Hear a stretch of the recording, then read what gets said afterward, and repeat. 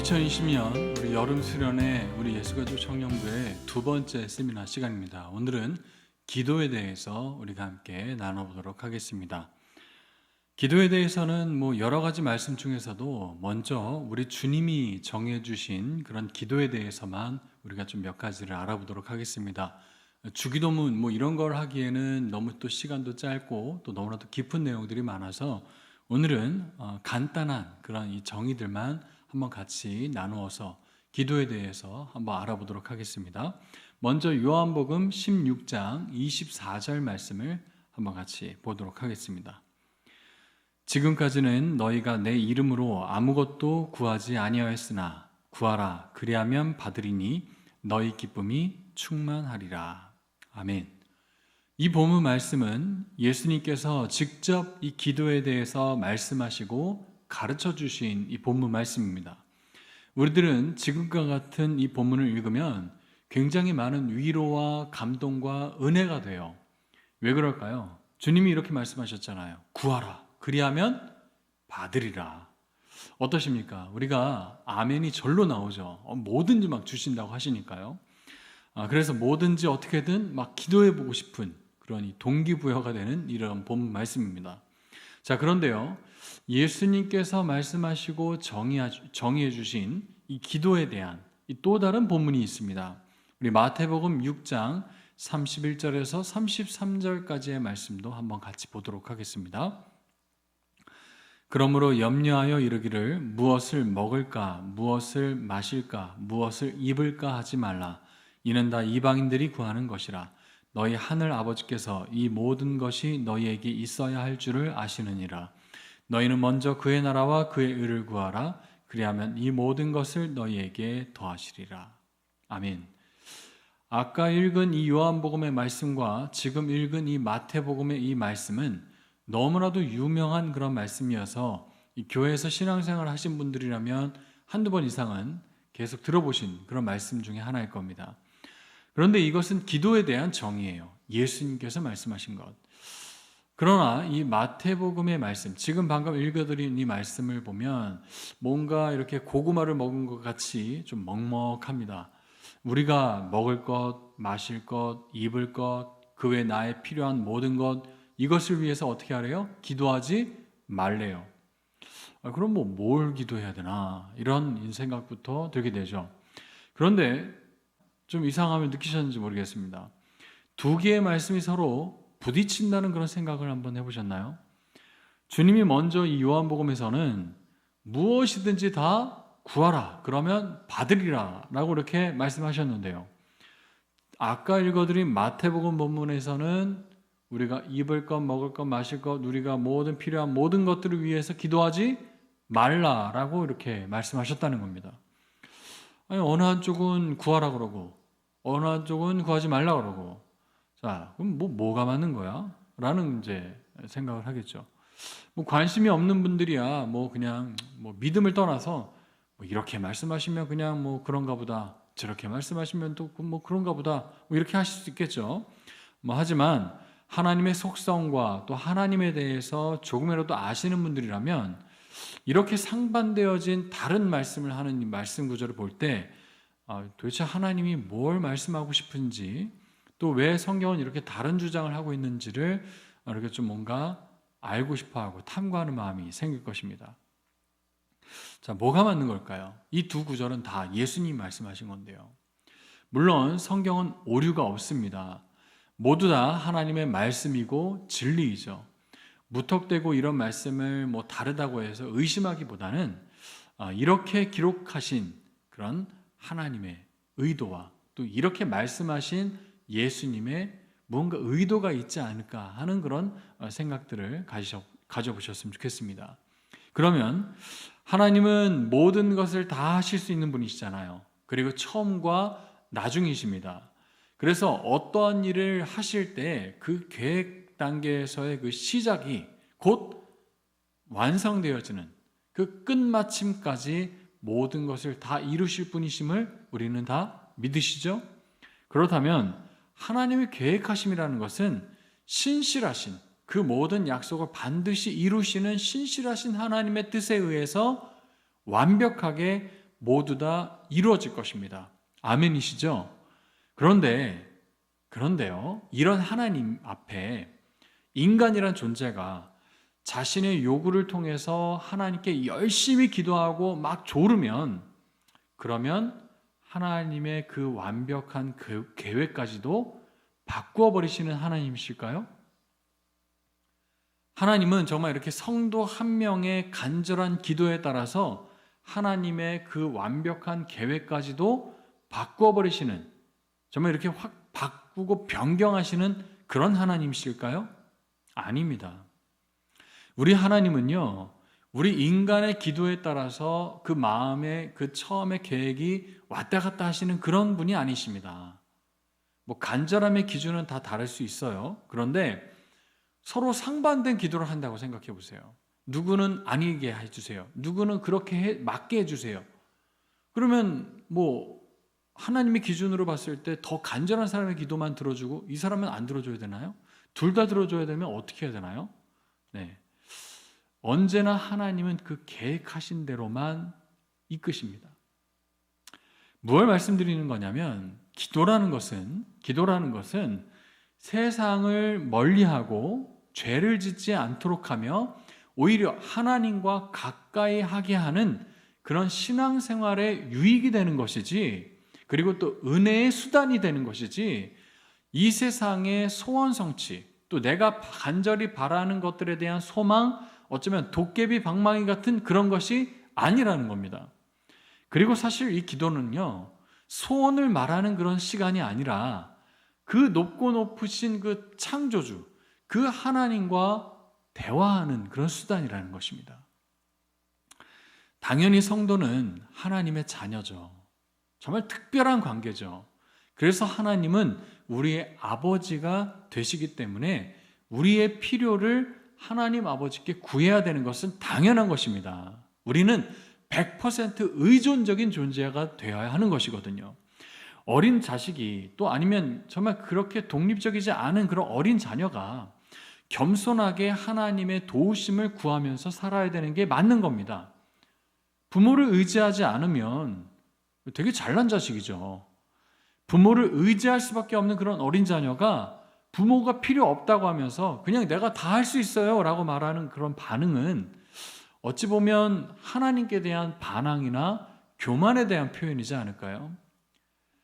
수시로 어린아이가 부모에게 무언가를 하게 해달라고, 또 아니면 이걸 하고 싶다라고 징징대면서 울면서까지 조르듯이 우리의 몸인 이 지성소, 그리고 나를 통해서 언제든지 하나님 아버지와 대화할 수 있는 그런 특권을 받은 존재가 바로 여러분인 겁니다.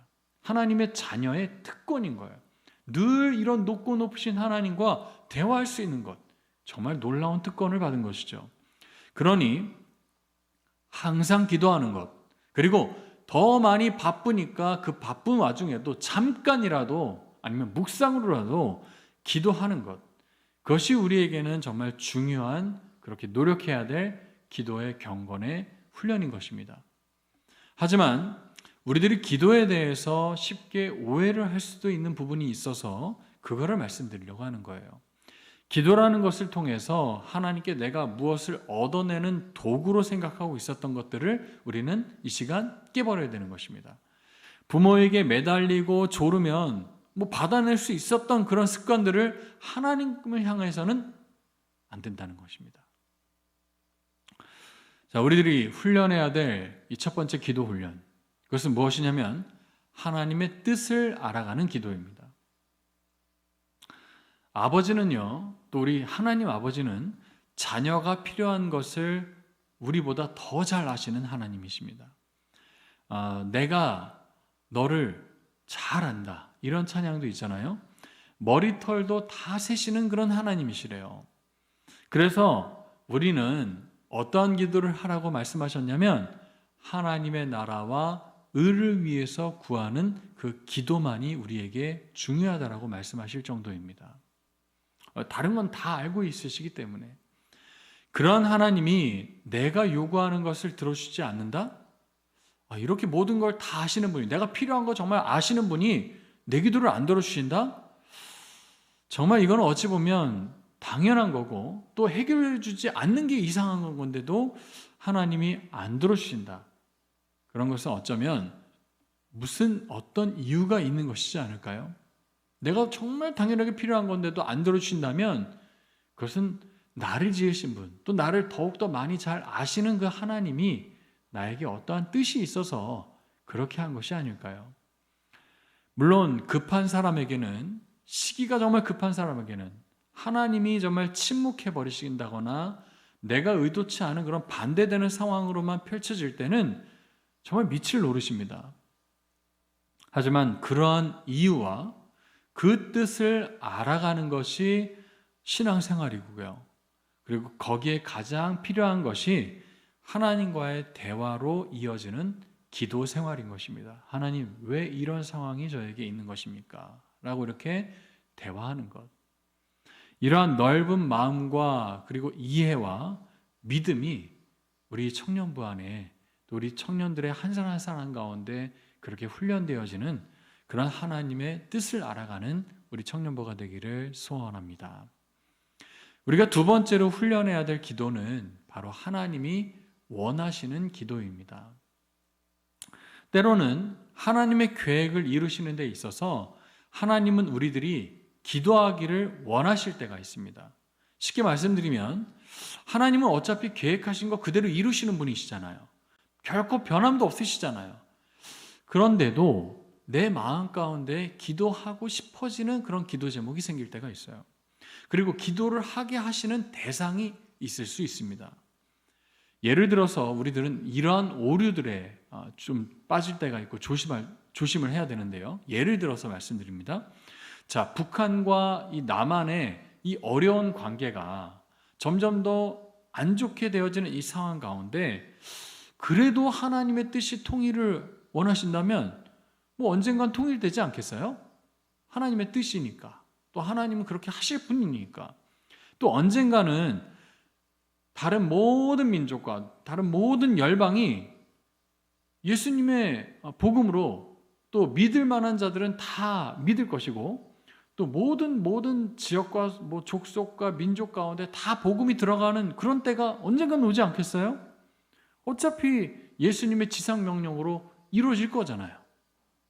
그리고 어차피 나의 인생이 기도하지 않아도 그냥 하나님의 은혜로 구원받을 그 확신이 있으면 구원받게 되지 않겠어요?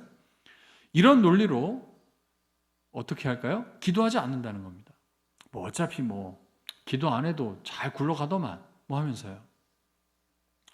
물론 하나님은 하나님의 계획하신 대로 하나님의 일을 하십니다. 인간의 도움은 사실 하나님의 계획에 있어서 0.1%의 도움도 허락하지 않으세요. 하나님은 인간의 도움을 받지 않으시는 분이십니다. 100% 다 하나님이 하시는 분입니다. 하지만 그럼에도 불구하고 아까 말씀드린 것처럼 기도하게 하시는 그 마음이 들 때가 있어요. 우리들의 기도를 요청하실 때가 있습니다. 우리들의 기도를 사용하실 때가 있어요. 자, 열방의 복음화, 이거 내가 할 수 있습니까? 여러분이 선교사가 아니라면 그거 할 수 있어요? 북한의 이 통일을 이루는 것, 여러분이 어떤 것들을 할 수 있습니까? 우리가 건강한 공동체와 우리 교회를 만들기 위해서 여러분이 한 1,000만 원 아니면 1억 이 정도 내면 그렇게 되어지는 건가요? 여러분의 구원의 문제는 또 어떻습니까? 여러분이 어떤 것들을 할 수 있습니까? 아무것도 없어요, 사실. 하나님만이 하실 수 있는 그런 문제들이 있는 겁니다. 하나님만이 하실 수 있는 그런 단계가 있어요. 근데도 하나님은 그러한 문제 가운데 우리 마음 가운데 기도하게 하시는 응답을 받을 때가 있다는 거죠. 어떠한 대상을 위해서 어떠한 공동체를 위해서 기도하게 하실 때가 있죠. 이 하나님의 나라, 이 한국을 위해서 기도하게 하시는 그런 간절함을 주실 때가 있습니다. 이러한 지금 수해와 여러 가지 코로나 바이러스와 이러한 어려운 상황 가운데 온 세계를 위해서 기도하게 하시는 그런 영혼들이 있다는 것입니다. 하나님의 도우심을 구하고 하나님의 긍휼을 구하고 하나님의 뜻을 구하고 하나님의 정확한 그 때를 위해서 기도하라고 하실 때가 있는 거예요. 참 어찌 보면 이런 무의미해 보이는 그 기도를 왜 하라고 하시는 걸까요? 그리고 이것이 왜 우리에게 어떤 유익이 있는지를 우리는 어떻게 알 수 있을까요? 자, 이렇게 하나님께서 그러한 마음을 주실 때, 또 우리가 그렇게 기도할 때, 그렇게 기도한 사람만이, 그렇게 기도를 해본 분만이 그렇게 불가능해 보였던 이 하나님의 일이 실제로 정말 이루어지는 것을 보게 되었을 때, 이 모든 것들이 진짜 하나님이 하신 일이구나 라는 것을 은혜로 고백하는 자가 됩니다. 그렇게 기도를 했던 자가 불가능해 보였던 이 문제를 기도했었던 그런 영혼만이 진짜 그 일이 정말 되어졌을 때 이 모든 일들을 하신 분이 누구예요? 하나님이 하셨습니다. 이 고백을 할 수 있다는 거예요. 그래서 하나님의 살아계심과 하나님의 일하심을 겸손하게 바라볼 수 있는 자가 되는 겁니다. 진짜 하나님이 살아계시는구나. 이걸 고백할 수 있는 거예요. 하나님이 정말 이 모든 일들을 이루시는구나 라는 것들을 고백할 수 있는 자가 되는 겁니다. 그래서 기도하는 자가 신앙의 성장이 있는 거예요. 눈으로 보는 성장이 있는 것입니다. 그러니 그때부터 그러한 사람은 기도의 맛을 아는 거예요. 하나님이 하신 그 일을 본 자가 기도의 맛을 알고 그 기도를 계속 꾸준히 하는 것입니다. 그리고 기도의 기쁨을 알게 되는 것이죠. 그래서 기도는 우리에게 유익이며 은혜의 수단이 되는 것입니다. 이렇게 기도라는 것은 우리가 얼마나 하나님의 사람으로 변화되었는가, 또 하나님과 친밀한 관계 가운데 있는가를 이렇게 올바르게 판단할 수 있는 그런 기도 생활을 가늠해 볼 수 있는 척도가 되는 것이지, 우리가 얼마나 많은 기도의 응답을 받았는가, 아니면 내가 하나님과 얼마나 친밀해서 많은 어떤 기도의 능력, 또 어떤 기도의 기적, 예언, 이런 어떤 신비한 통로, 이런 거 아니라는 겁니다. 여러분들이 정말 하나님과 친밀한 관계를 가늠해 볼 수 있는 척도가 될 뿐인 거예요. 유튜브에서 한번 기도에 대한 그런 어떤 정의, 이런 것들을 한번 좀 얻을 수 있을까? 어떤 정보들을 좀 얻을 수 있을까? 그런 자료들을 얻을 수 있을까? 한번 좀 고민 한번 해보고 유튜브로 검색을 해봤어요. 기도, 방법, 아니면 기도란 무엇인가? 이런 것들을 한번 검색을 해봤는데요. 역시나 제가 생각했던 것과 별반 다르지 않은 결과들이 알고리즘으로 떴습니다. 어떤 것들이 검색됐을까요? 기도라는 거는 정말 예수님을 믿는 사람들만의 고유한 건 아니더라고요. 무슨 말이냐면, 불교에서도 올바른 기도법 이러면서 이렇게 막 영상이 뜨고요. 산신령님이 가르쳐주는 기도법, 아니면 무당이 알려주는 기도법, 묵주로 하는 기도법, 하면서 아니면 무조건 응답받는다, 이렇게 기도하라, 이러면서 그런 기도 방법, 하루 종일 기도하면 놀라운 능력이 나타난다, 이런 식으로 이상한 그런 방법들이 굉장히 많더라고요. 예. 소원 성취에 대한 이 기도, 그런 방법, 이런 것들은 무엇일까요? 이 세상 어느 누구나 다 할 수 있는 기도라는 겁니다. 예. 어느 종교를 믿던, 누구를 믿던, 어떻게 살아가던, 심지어 무신론자일지라도 인간은 다 기도합니다. 그러나 예수 그리스도를 믿는 우리 성도는 이러한 세상 사람들과 달라야 하지 않을까요? 우리의 삶과 그 기도의 내용은 오직 하나님의 나라와 의를 위하는 구하는 그런 기도로 결론이 나야 하는 것입니다. 여러분들은 정말 어떻게 기도하고 계십니까? 사실 우리는 마음속으로라도 항상 기도할 수 있습니다. 어떤 자세나 어떠한 형식이나 갖춰진 어떤 예복이나 이런 걸 떠나서요, 우리는 늘 항상 하나님과 함께 대화할 수 있는 존재입니다. 그렇기 때문에 출근을 하던, 학교를 가는 길이건, 길을 걸어가는 길이든, 어느 장소건 항상 우리는 기도할 수 있습니다. 기도하는 습관을 들이는 그런 우리 청년부가 되기를 소원합니다. 기도 참 힘든 것입니다. 참 육체적인 노동처럼 느껴지기도 하죠. 참 어렵게 생각되는 부분이기도 합니다. 그러나 하나님은 분명하게 우리에게 이 기도라는 것을 은혜의 수단으로 허락해 주셨습니다. 은혜를 사모하는 분들은 기도하시면 돼요. 그러한 올바른 기도의 생활을 통해서 우리는요, 성령의 9가지의 열매를 맺어서 성숙한 그리스도인이 될 수 있도록 돕는 수단이 된다고 말씀하셨습니다. 그러한 진짜 하나님의 놀라운 은혜, 이러한 은혜를 풍성하게 받아 누리시는, 또 이것이 정말 습관화되어서 늘 항상 하나님과 친밀한 관계를 유지할 수 있는 우리 예수가족 청년부의 한 사람 한 사람이 되시기를 소원합니다. 감사합니다.